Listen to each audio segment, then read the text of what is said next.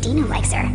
I don't know why he even looks at her. He's so dumb. Anyway, it won't matter what he thinks of her anymore. I bet when she's in her flux chamber tomorrow, she mutes into a worm or something. I'll bet she's allergic to Terrigen Mist. When we went to Regent's Arch today, they paired Naris with Dinu, but she completely ignored him. It was pathetic. I got paired with Neffy because the tutor wanted to split me and Kalikia up, so she ended up paired with Waz. It was pretty unfair. There are only 6 of us now that Tel's been put back a year. Kalikia says he's being reevaluated because his grandparents are phenotypically incompatible. I don't know. She gets all that stuff from class. I can hardly even remember basic segregation anymore. I mean, it's not like I'm gonna need it after tomorrow. I'll be a different person by then. Following the Genetic Council's lead, King Auron's first edict to his people is displayed here. This is significant, given that the Eastern Arch faces towards the rising sun. Clearly, Auron's was a message of hope for a bright new tomorrow.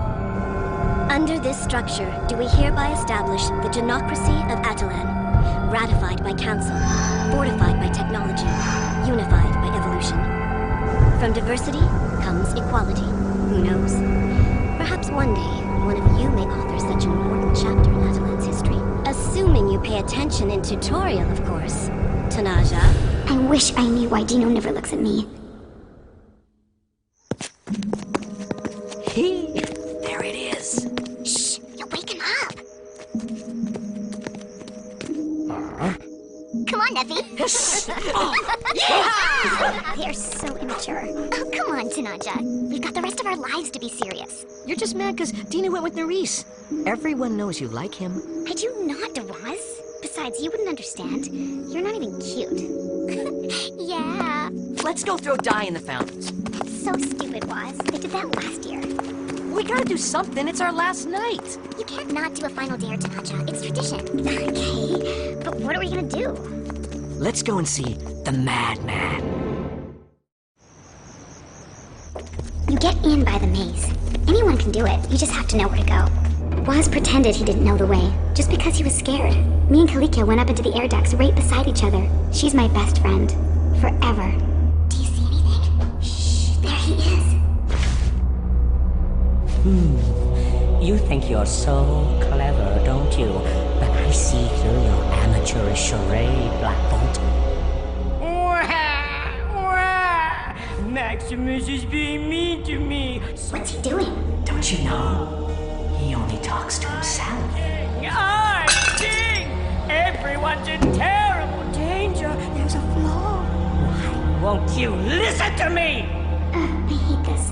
This is creepy. Yeah, we should get out of here. Come on, Waz, we're leaving. You coming? Hello, Waz.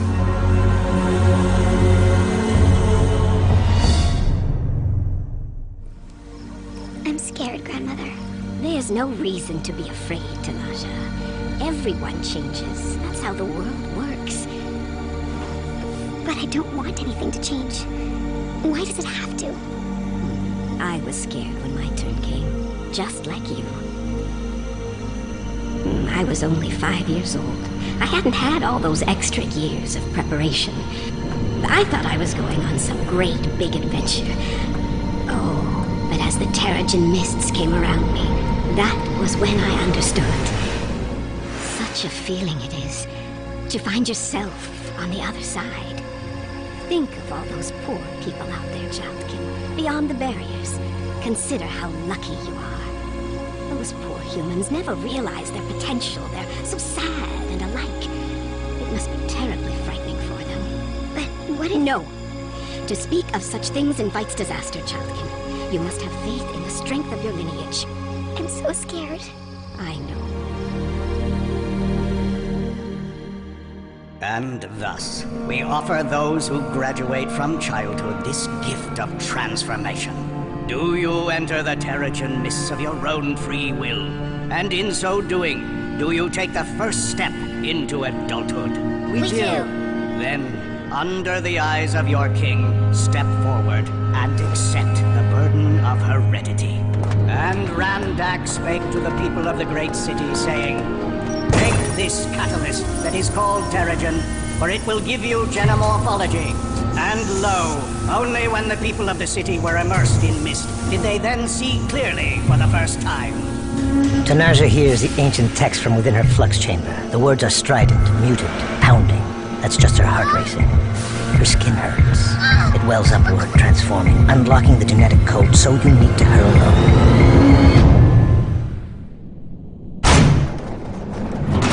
And when she breaks the surface, everything is much clearer than before. There are no others such as she. This is her moment, the time she was born for. She soars, testing her potential, learning the span of her wings. Look, darling, a flyer, just like you. Yes! About bloody time! From this perspective, she sees the city the way she knows it is meant to be seen. But she knows something else, that she is going to have to come back down to Earth.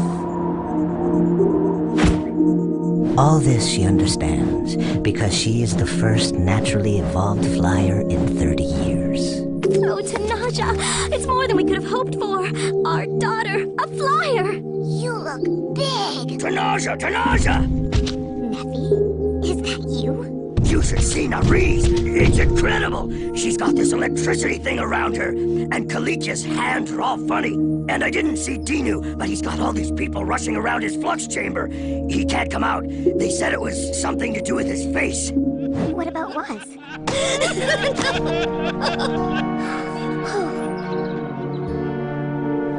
She and her fellow graduates take compensatory gifts to the grieving family of Dawaz, the child that was lost. But Waz's fate is worse than mere death. His family's grief beyond measure. Word of the new flyer spreads quickly about the city. Nerys has been transformed into a being of energy, a rarity in itself. Dinu's power isn't yet fully understood. Many are saying that exposure to his face means instant death to the observer. Ironically, this is a great and important metagenesis. Not everyone is quite so lucky. So, Nerys looks good. Yeah, she and I might be assigned to the Royal Guard. That'll be, nice. I wish I hadn't, I wish I hadn't disappointed everyone. You think maybe we can still see each other sometimes? I don't think so.